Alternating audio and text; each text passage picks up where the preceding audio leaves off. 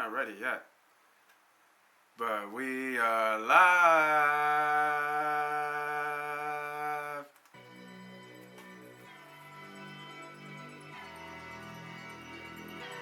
Yo, come on, man. Yo, Alright, MoneyPot about to start. I know, I'm coming, man. Yeah, grab your notepad, man, for real. Alright, dog, fuck it, man, come on. Yeah, man, they be spitting shit, man. True. Yeah. Top God in there, boy. MoneyPot, money talk. All they do is talk facts. Bird gang. All they do is talk stacks. 360 on the new view. Go run, tell the ad. 40 yard dash time. Moss Money podcast time. S. Docto headlines.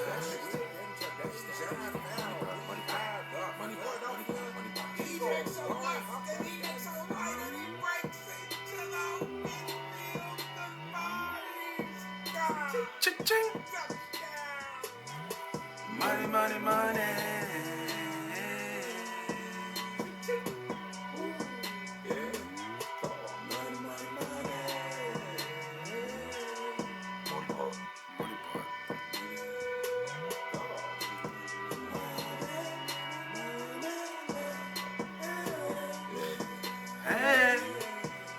Hey.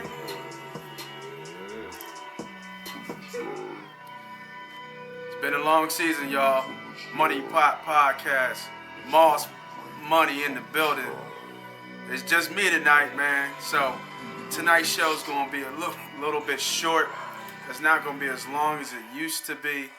We're going to just touch on some pointers, hit on Week 17 best bets, look at some 2017 review, give you some preview and some stuff what we're going to do with the show. Shout out to the homie Tada Tony with obviously the killer intro to the show. I love it every time it comes on. So let's get into the show, man. Damn, 2017, man, it's here and gone. It's been a crazy year in sports. I mean, we got to really look at just the whole, geographic of sports. And I'm just going to give you a timeline here. Something ESPN threw up. I don't know if you caught it.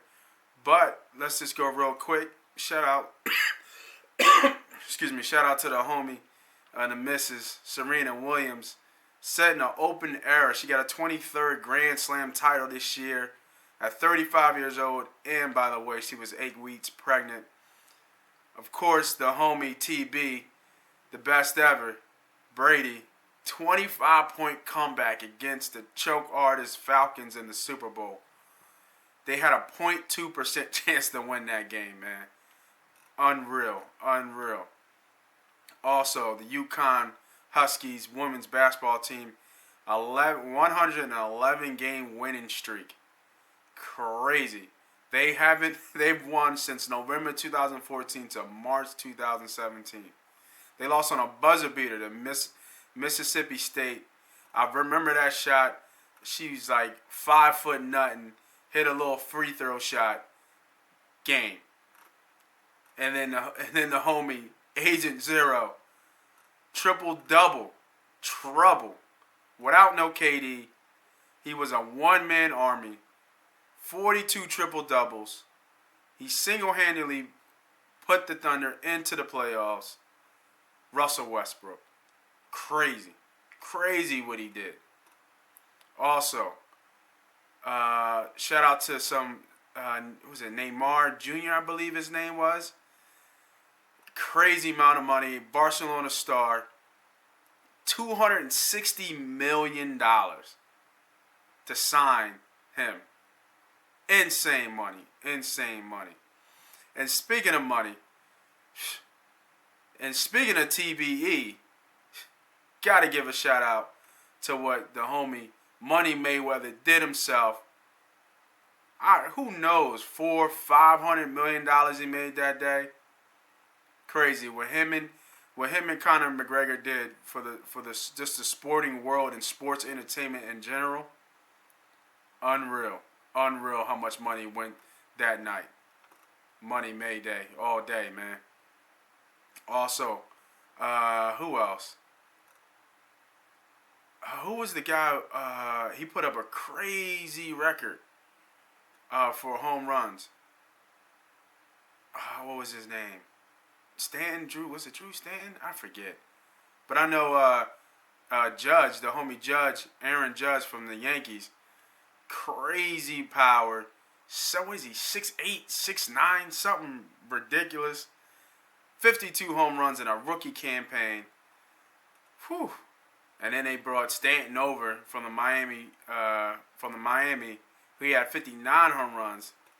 It's gonna be crazy. Oh yeah, and I remember reading about this story. I think it was the first American to win the New York Marathon. To win it in 40 years, which is insane. It's always somebody from Kenya or something like that. So, you know what I mean?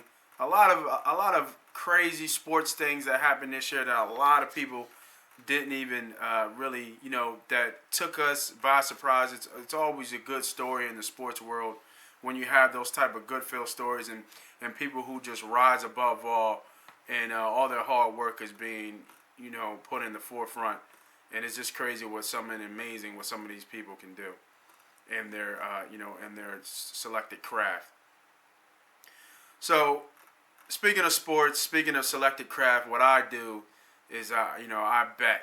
That's what I do.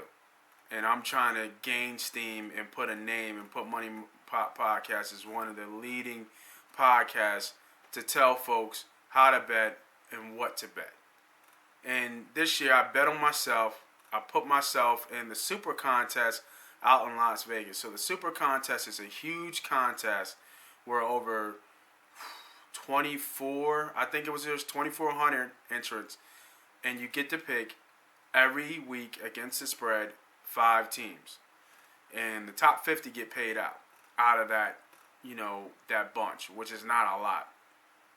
Unfortunately, MoneyPot Podcast did not make the money, but we make what they call the Bubble Boy. So the Bubble Boy is pretty much a poker term where it's the person right before you get to the money. And it's looking at you're going to need about 48 or 49 wins to get into the money. I right now am sitting at 43 wins on the year in the Super Contest. So that means if I even went 5-0, I would only have 48, and I think I wouldn't make the cut because I don't think everybody who has 48 wins is going to make the cut. And it's a tough week this week too. It's not the best week to bet. I wouldn't bet it unless you really feel confident in it. But this is what you listen to me for, to give you the locks that you need. So I'm gonna do the Super Contest next year. I'm gonna make sure that I kind of went incognito this year. I didn't let my name out. Next year it's definitely gonna be MoneyPot Podcast is gonna be on the stamp. So we'll see what it does. The winner right now, I believe, has 56 wins. He's probably gonna win about $2 million. So it's not a bad trade-off if you take it down. I feel that next year is going to be my year. I feel that, I didn't have a great year this year. Looking at some of the past weeks, I didn't get a chance to get my numbers. But looking at some of the past weeks, and this year in betting, I was so up and down. It was a tough year this year for me. The year before, I had a really good year, and that was one of the reasons why I started this. Because I felt like I had a really good year. I knew what I was doing. I knew what I was talking about. I still know what I'm doing. I still know what I'm talking about. But sometimes, bettors go through spells where, you're not on the positive side of the track. So we always want to be on the positive side. We want to be somewhere between 53 and 55% on our bets because we're all going to lose. Remember, this is a gamble. Any given Sunday, as they say, where somebody can lose. So as long as we're winning more times than we're losing and we stay on the positive side, that knows that, we're doing the right thing and we're trying to still perfect our craft. So with that being said, let's talk about playoff scenarios. So I know as of right now, I believe there's a lot of people who are still, there's only a couple teams that are still left that can make make the playoffs. So let's bring up the playoff picture right now. Let me get it up here. So as of right now, Pittsburgh and New England are still kind of fighting for home field advantage. I know Pittsburgh came out and said a lot of those guys are sitting, so I guess they're going to be okay. Excuse me, they're going to be okay with number 2.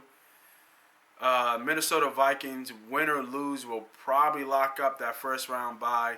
I mean, they're going against Chicago. We'll talk about that game. But if they can clinch it with the win, or if Atlanta beats Carolina, New Orleans has to beat Tampa, or the Rams defeat the Niners. So that's going to happen. So they got pretty much the second seed locked up. The NFC South is going to be decided late. The Saints play Tampa, and Carolina and Atlanta are going at it. But Saints and Tampa are a 1:00 game. It's a big 4:00 game with Atlanta and Carolina going. So it's going to be interesting how that game kind of plays out. Carolina has a weird chance of becoming another number 2 seed. They have to beat the Falcons, and the Saints, the Vikings, and the Rams all have to lose. And the Panthers have a head-to-head tiebreaker over Minnesota. So technically, they could jump to the second seed, which would be insane. So we'll see. And the wild card in the NFC East,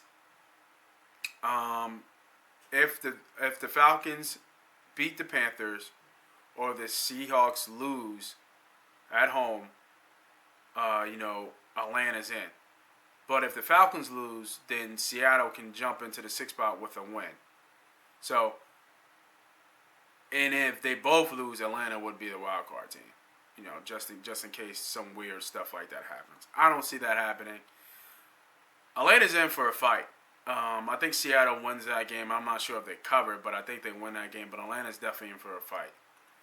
So, in the NFC is a little bit different. A little bit possibility with the seeding happening. So the Baltimore and Tennessee, if they both win, they're both in. But if the Ravens lose at Cincy or Titans lose at the Jags, then there's a slim chance that the Chargers or the Bills can get in, counting how they go in their game. So it's a kind of a lot of things that can happen in the AFC. So that'll be all kind of situated out, as the week gets closer here. Got to talk about the Eagles, man. Actually, no, before we go to the Eagles, speaking of the playoffs, that was a nice segue before I jumped into something completely different. Let's look who's dangerous here, man. I'm looking at the landscape. The Rams are playing coy. I think they can get to Philly and beat us at home. I think that's the plan. They want to be the 4th seed.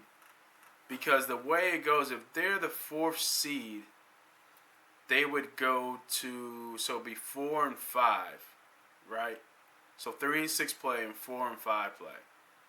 So it would be, who would be the 5th seed? So it goes, the Eagles is 1, Vikings are 2, 3 is the Saints. So it'd be Carolina, right? So it'd be them going to Carolina and having to beat Carolina, which they very well can. And the winner, if they win that, and if the Saints win their 3-6 matchup, whoever it might be, then they would go to Philly, right? And that's the point, to go to Philly to get into the NFC East. I'm sorry, to get into the NFC Championships. That's the game they're playing. I think they can beat Carolina, but with Thomas Davis coming back and Charles Johnson coming back, I don't think it's going to be as easy as they might think. That place is going to be rocking. It's going to be loud. So it might be tougher than they think. Olsen's back. So got to be careful when you do stuff like that. So we'll see. Speaking about getting to the Eagles, man, how about that game last week, man? Tough game. Tough game to watch. Nicky Foles did not look sharp. I am not a believer. I do not have faith in Nick Foles. I got into it a little bit on the MoneyPot podcast Facebook forum page. Make sure you check us out. We do have good live conversations that I don't think it's going to be hard for this team to go to the Super Bowl. There really is without Carson Wentz. I mean, there's a list of laundry of injuries to key players that we've had, and we've stayed afloat because of Wentz. But we just lost the most important piece to the puzzle. And Nicky Foles only has so much ceiling. He can only do so much. Yes, he had a magical year a couple years ago, back when Chip Kelly was here. This ain't Chip Kelly. This ain't the same team. It's a totally different scheme and offense. So when you say that, that means nothing today. We don't know what Nick Foles is right now. Let me tell you about it. We know what Nick Foles is, and we're just not happy about it. I think that he needs to really step up, as best he can. And they're probably going to have to lean on the run game and play sound defense. I mean, that's what you do sometimes in the playoffs. That can take you to the championship, but our defense has to play lights out. Sidney Jones is supposed to be coming back. I believe they're going to activate him. They put Joe Walker on IR to clear up that roster spot. So we could see Sidney Jones in the game on Sunday. That'd be good for them. That gives them more depth in the secondary position for matchup purposes. If they go dime, or maybe even nickel, where they might feel that Sidney Jones has a better matchup, which I wouldn't do because he's still a rookie in big-time games. So it would be a gamble. But I don't know, man. It's going to be tough. It's going to be tough to beat somebody like the Rams coming here, or us, or New Orleans coming here. I think we can beat Minnesota if they come here. I'm not really scared of Minnesota. But New Orleans and the Rams are definitely scary for me. And the AFC, I think the Baltimore Ravens, man, they're a scary team, man, because they're a punch-you-in-the-face type team. And, if that defense gets going, you don't want to see that. You don't want to see them. So, and Jacksonville's scary to me. Those two teams, because they have such sound defenses, you don't want to play those type of teams and have to pass to win. Because it's going to be a long day for you to do something like that, man. Sizzle was playing out of his mind. They call it Saxonville for a reason. I mean, those are two teams that could be very, very scary in the playoffs. To teams like, Pittsburgh with a banged-up AB, or, to teams like New England who don't really have, great offensive line continuity where, if you get in Brady's face, it's going to be a long day. And he's old, man. He's got Achilles problems now, so I don't know. We'll see. So, getting close here to the, our best bets. Last week I went 2-1. Brings my 4-week total on IG, my best bets, to 10-2-1 the last 4 weeks. I am on fire, finishing strong, but I must warn you, this week is going to be a tough week. I'm not a big fan of this week betting. This is not a teaser week 2, so bet with caution. There's a lot of starters going to be out. There's a lot of teams that are going to switch it up for the second half if the game means nothing. Treat it like a preseason. I do have a couple best bets that I do like, but be very wary of it. Be very wary of it. Let's go.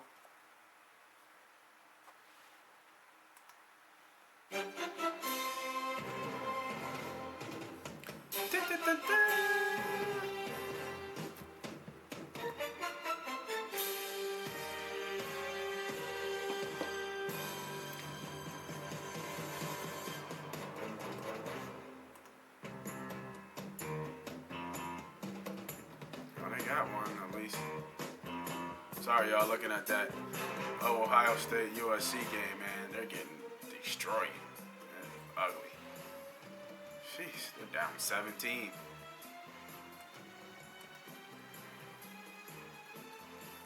How they get in the zone?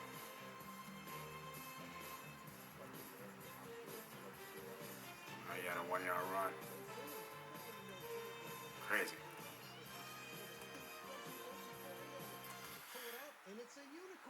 All right. Let's go ahead and go to the games here. We got first game of the week. We got the Eagles and Dallas. I mean, nobody's really hyped for this game, man. Dallas Cowboy fans going to be hyped, man. Dougie P did come out and say that some of the starters will play. I don't think Brandon Graham's playing. I'd be surprised if Fletch plays long. I know Nicky Foles says he's going to play, but I'd be surprised if any of those guys play more than a half. I'm not sure what Dallas is doing. They haven't said anything from Dallas's camp of who playing, who's not. But I think we might see a Nate. I think his name's Sofield, or let me look up this guy's name, man, so I pronounce it the right way. But a little turmoil over in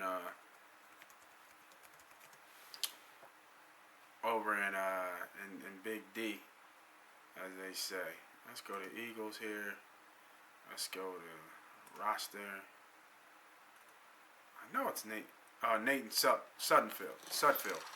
So we might see a Nate Sudfield sighting. If that's the case, I mean, you got to like Dallas. They're only -2.5. Who knows what he does. Give me Dallas -2.5, unfortunately. Next game. Green Bay and Detroit. Now, if Green Bay was sitting at +7, it dropped to -6.5. I kind of like Green Bay right there. Brett Hundley is 10 times better on the road.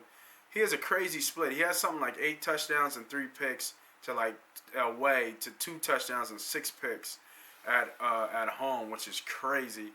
However, they did announce that a lot of stars are not playing for Green Bay. So he doesn't have any of his receiving core or Aaron Jones. Not sure what he's going to do. I believe Stafford is still playing. It's in Detroit. I don't see a lot of scoring in this game, especially from Green Bay. I like the under here, under 43. Next game. Houston and Indy. So this is an interesting game, man. DeAndre Hopkins did look like he was going to play. He is not going to play this game. They're keeping him out. The management actually came down and said that he wasn't going to play. So I really like Indy here. Pagano is gone. I don't think Pagano is going to stick around, but I think he has a respect of that team. Jacoby Brissett does play hard. I don't see this team just laying down. I like Indy here. Chicago versus Minnesota. So, like we said earlier in the show, with the Minnesota still have something to play for. This is why that spread is so high at -11.5. I like Minnesota here -11.5. They're still going to win. They want that first round bye. Look for Minnesota to trounce Chicago. Next game. Jets versus New England. I'm not betting against Brady. I don't care what it is. He could be on the sideline for the whole exact time. I'm not betting against that man. The spread is super high. It's -15.5. I would usually pass on this game. I actually would pass on this game. But if you do bet it, there's no way I'm betting against Brady. So give me TB, New England, -15.5. Next game. Washington versus New York. I like the Redskins here. They still playing. I think Gruden has those guys playing into the end. The Giants are just simply terrible, and their whole offense just got said they're not playing. I know the tight end's not playing. 2 receivers aren't playing. So, Eli said he's going to play. He's going to play start to finish. That's just the kind of quarterback he is. But he hasn't done much when he had those guys. So, give me the Redskins -3. Cleveland and Pittsburgh. Now, this line was crazy high. It was like -11 or 12, but Big Ben's out, Le'Veon's out, obviously AB's out. But it's still Cleveland. Pittsburgh -6.5. And the game of the week, really the game that everybody's going to be looking at, is Carolina versus Atlanta, man. This is a must-win game for Atlanta. Carolina's playing for something here, too. Like I said before, Thomas Davis and Charles Johnson are back. But I honestly think Atlanta's going to do what they do best, and that's choke. I don't see them getting out of getting into the playoffs really. I think Carolina shows up here, man. I just can't bet Atlanta. They've choked in too many big games. They've gotten lucky in a lot of big games, especially this year. If anything, if Carolina gets down fast, so here's two sides of this bet. If Carolina gets down fast, you could bet Atlanta first half. I could see Atlanta first half.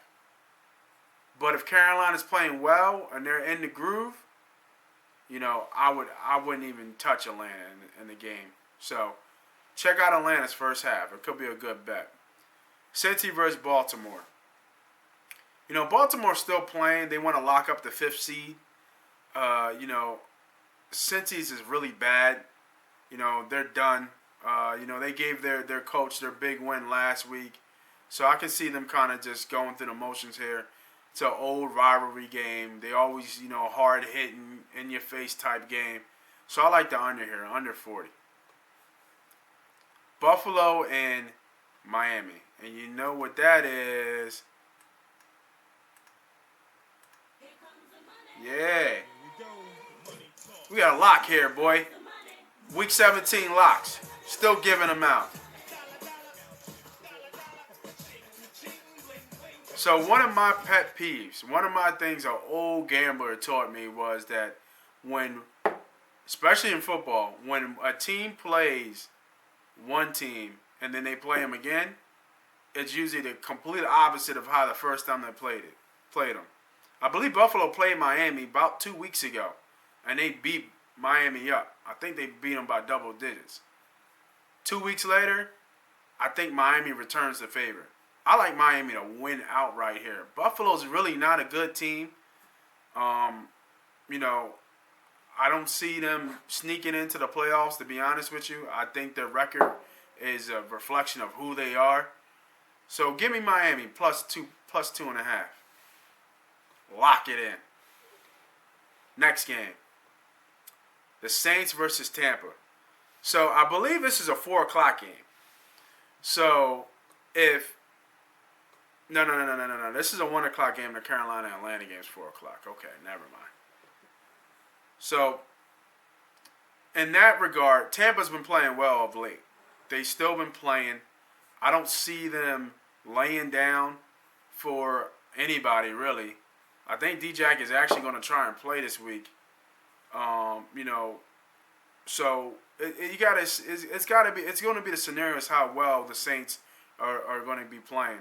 I think that Tampa's going to show up.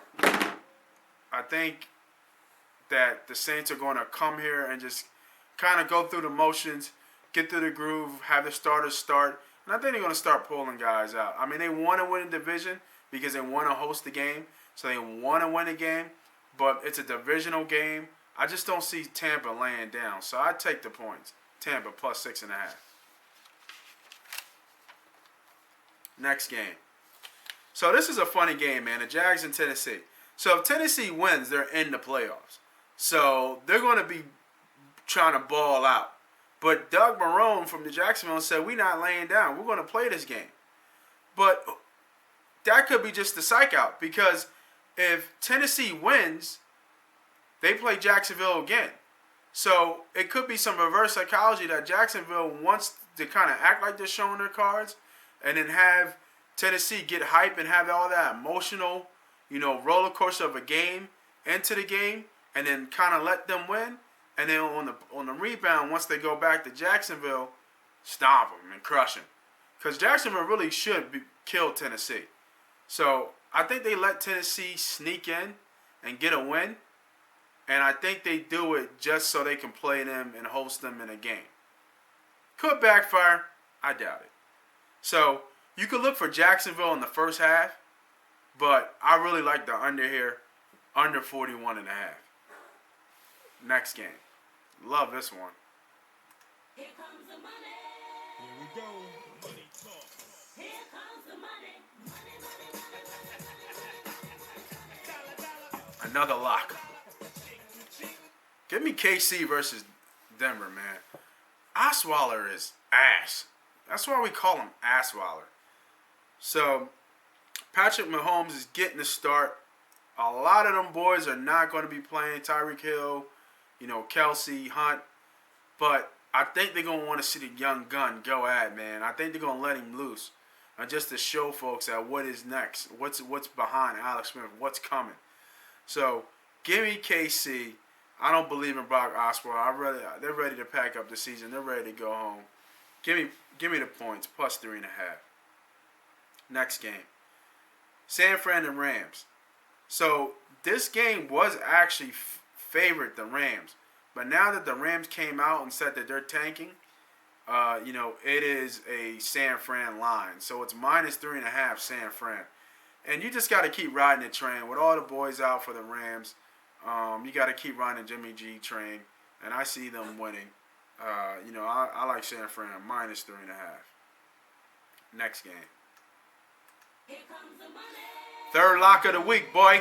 Let's go. Here comes the money.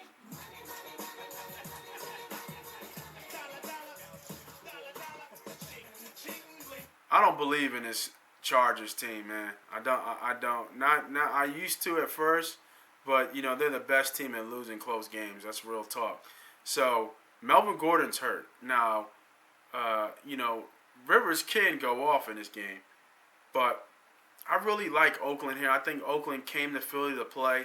I think they finished it strong in LA, mind you. So there's gonna be a lot of Raiders fans in this game. Believe that. And how fitting is it though, if you think about it? Because the Chargers are moving to LA and they're moving to the fans that are booing them. So, which is interesting. So I like the Raiders here. It's a lot of points. It's plus 7. It was at plus 8 or plus 9 in certain spots. So give me Oakland. I think Oakland shows up here. Last game of the week, Arizona versus Seattle. Must-win game for Seattle. The line is high. I believe it's minus 9.5. It's in Seattle. Arizona has not named their quarterback yet. I'm not sure about this game. I think Seattle wins the game. Actually, I'm pretty sure Seattle's going to win the game. They're going to have some trouble because that is a good defense over there. Very underrated in Arizona. So, I like Seattle to win here. Not sure they cover. I'm going to pass the game because I'm just not 100% sure what happens here. So that's our 3 locks of the week, man. We took KC, we took Oakland, and we took Miami, man. Make sure you lock it in. There's the locks of the week, man. Week 17. We had a pretty good, we had an okay year. Not as good as last year. I just want to take this time, though, to really thank everybody who supported me and the homie Steve-O with the movement, who brought a shirt, who made a comment, who, even just glanced at the YouTube spot, who went to the website, at MoneyPotPodcast.com that is still kind of under construction. I'll get that right. Who just even reached out to me and just dropped a note and just said, yo, man, I see you, Moss. Keep doing your thing and just keep grinding. Because this is what it is. This is year 2. We started off so strong. It was amazing because the draft was here. Everybody was excited about football. We were out there selling shirts, doing live interviews. And, we kind of had the show. The grind, I'm going to be the first one to admit to you, the grind kind of tapered off during the show and at the tail end. A lot of things happened, just not personally, but just, keeping up with the grind because that's what it is, as a, trying to get this thing off the ground and trying to make something of it. You cannot stop. If you have to be a one-man army, then that's what you do. If this is what I want to do, if this is the dream, then, nothing can be in my way, and nothing is going to be in my way. This is what I want to do. This is what I love to do. I enjoy this. I enjoy making good picks. I enjoy entertaining as best I can. I enjoy people asking me questions about fantasy football, about betting, and being as knowledgeable as I can and giving them the best advice I can. Because if you win, I win, right? You know, I'm not in here just to get a buck or anything like that. I'm in here to prove and test myself against the best. And, you know, I just want to say thank you for a great 2017. I'm not sure we're going to do any more live shows on 360.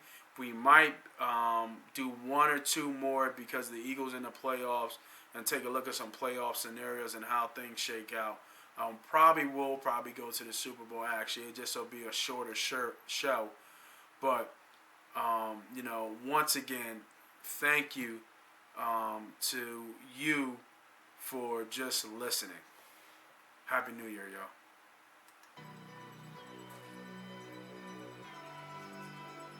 Cheers.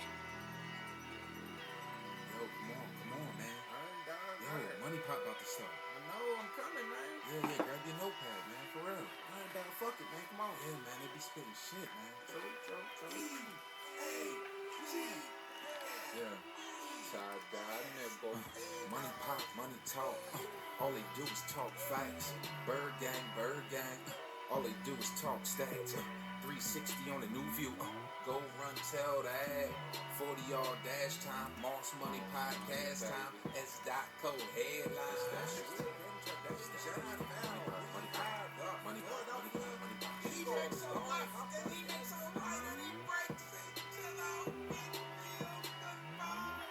Check.